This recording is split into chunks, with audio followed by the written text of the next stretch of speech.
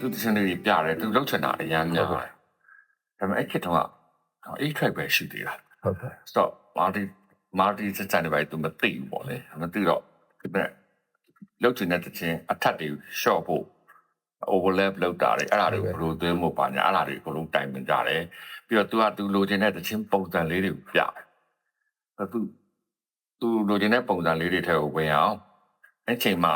essence မှာ artist က note နေရေးပြတော့ဘူးကျမကြီးမကောင်းတဲ့အတွက်ကြောင့်တော့က note လေးကိုပေါင်လေးရိုက်ပေးတာပေါ့ကဲတော့ဒီ music frame တွေပါစီစဉ်ပေးတာတော့ကိုစားလန်းနဲ့ကို os နဲ့ပါပဲသူတို့ကအဓိကစီစဉ်ပေးတယ်ကိုနဲ့ကိုကျော်သူနိုင်နေက like တီးတာဟုတ်ကဲ့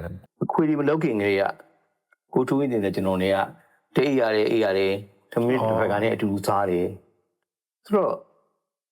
တယောက်နဲ့တယောက်စိတ်သဘောထားချင်းတော်တော်နီးစပ်သွားတယ်ပေါ့နော်အဲ့ခေတ်တော့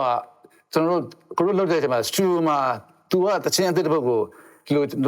ကျွန်တော်သူဆိုတော့ဘုရားအိမ်မှာသူ့တချင်းလေးတွေကိုကက်ဆက်ထဲမှာထည့်ပြီးတော့ကတာနဲ့ तू တီးပြီးတော့အကျန်းလေး तू လုပ်ထားတာကြီးတယ်ကိုရိုနဲ့စတွေ့ပြီးတချင်းအရေးလုံးမယ်ဆိုပြီးစတွေ့တဲ့အချိန်မှာ तू ကအဲ့ဒါလေးတွေဖွင့်ပြလာဒါမှမဟုတ်လို့ရှိရင်ဒီလိုပဲကိုရိုရှိမှာပဲလို့တချင်းဆိုပြတာလို့ပြတာများတယ်ဗျ